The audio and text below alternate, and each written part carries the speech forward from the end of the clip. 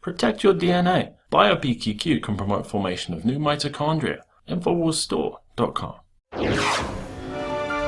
I'm Margaret Hell reporting for Infowars.com. Hillary Clinton, in a bid to steal the election, we saw her steal the nomination away from Bernie Sanders. She's going to try to steal the general election using undocumented aliens to do it. Now, the Associated Press, they came out with this report that says that Clinton is launching an effort to tap into the voting power of young undocumented immigrants.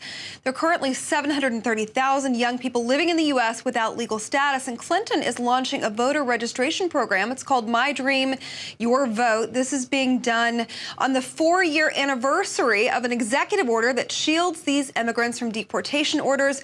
It also gives the group the legal status it needs to work in the United States. Now, legally, the group cannot vote in the general election, but as we've seen in many polling stations, proper identification isn't required to vote in some cases.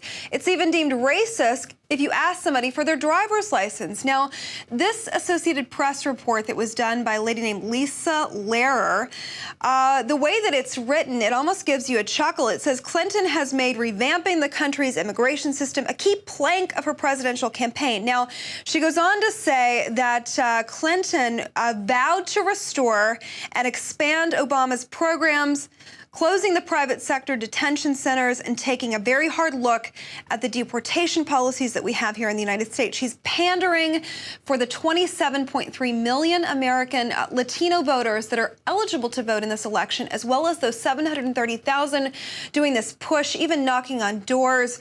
Now, these youth, Clinton is setting her sights in a very formal way, organizing this program for the Dreamers, all in a bid to steal the election. If she can't do it legally, she's going to harness the power of people that can't even legally vote in the country. We've covered here in Infowars how the United Nations and global bankers, they want to destabilize the West with mass migration. And I want to talk about specifically one person, Peter Sutherland, and he's a former Goldman Sachs chair. He wants to use third world populations to, quote, undermine national homogeneity. This is what he had to say, and he's talking about a 5-year plan in play now to enhance migrant mobility. Now, this man, in a bid to undermine free markets and basic human liberty, this is what he had to say. The United States, or Australia and New Zealand, are migrant societies, and therefore they accommodate more readily those from other backgrounds than we do ourselves, who still nurse a sense of our own homogeneity and difference from others. And that's precisely what the European Union, in my view, should be doing to undermine. Now, he's talking about the mass migrant population primarily from the Middle East and North Africa into Western society, namely France, England, Germany, Australia, and of course the United States. That's the next step of this. And this man took a step down from his position. He's now the United Nations Migrant Council. He heads that up.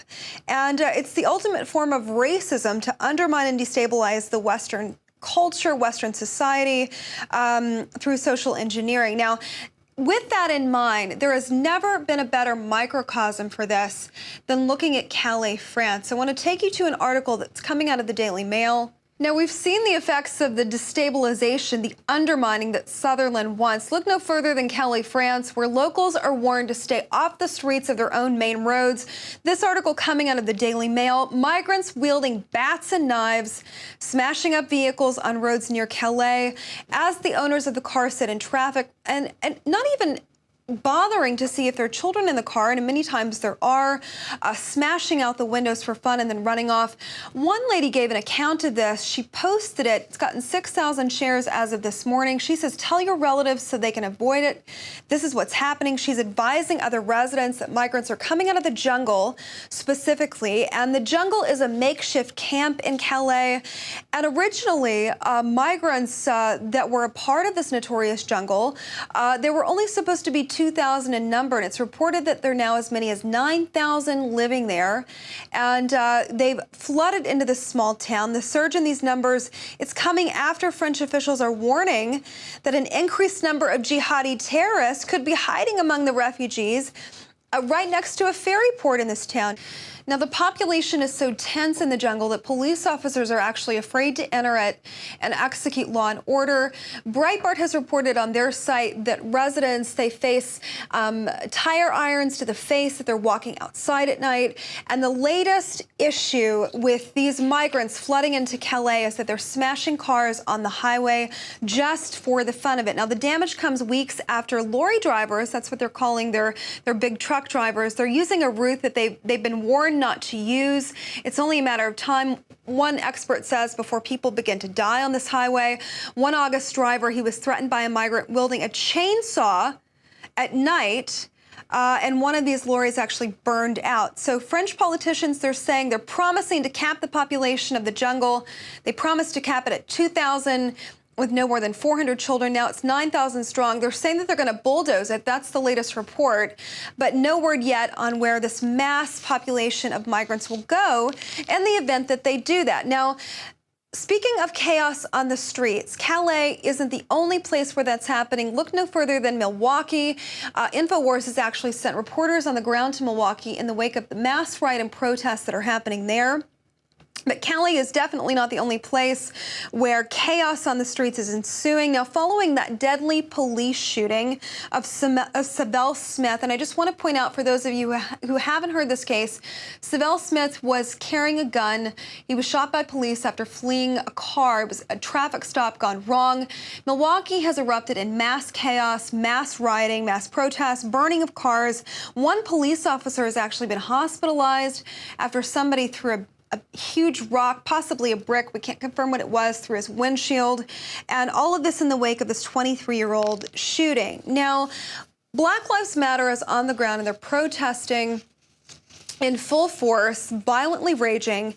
And one tape was picked up, and I want to read you some of the quotes coming out of this tape where protesters can be heard targeting whites on the ground as they see them walking past.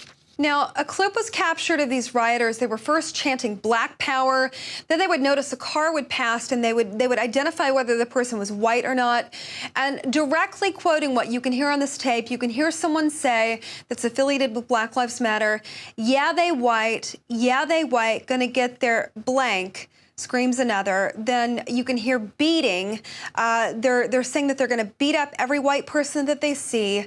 And one of them screams, "He white, beat his head," expletive. Now this footage, it's mob style. Mobs are attacking cars, dragging the drivers out and beating them if they appear to be Caucasian. Reporters, one reporter was even targeted.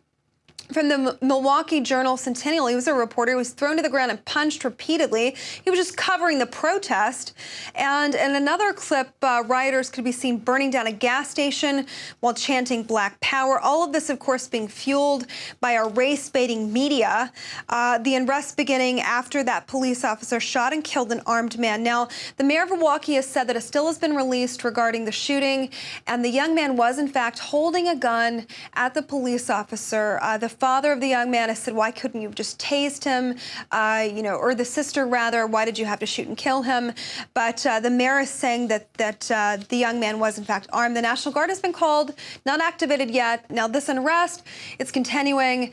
Stores being burned, cars being burned. People are being encouraged to stay out of specific areas of Milwaukee. And all the while, our media, our mainstream media, isn't calling this for what it is. These are hate crimes, specifically from a domestic hate group. They're whitewashing this yet again. And to get the full breakdown of the Black Lives Matter rioters that are targeting and beating up people, make sure you go to our website, Infowars.com, for the latest updates, the video footage showing these violent mobs and their attacks. We have reporters on the ground. We're going to be bringing you the latest information from Milwaukee as it's unfolding. I'm Margaret Howell reporting for Infowars.com.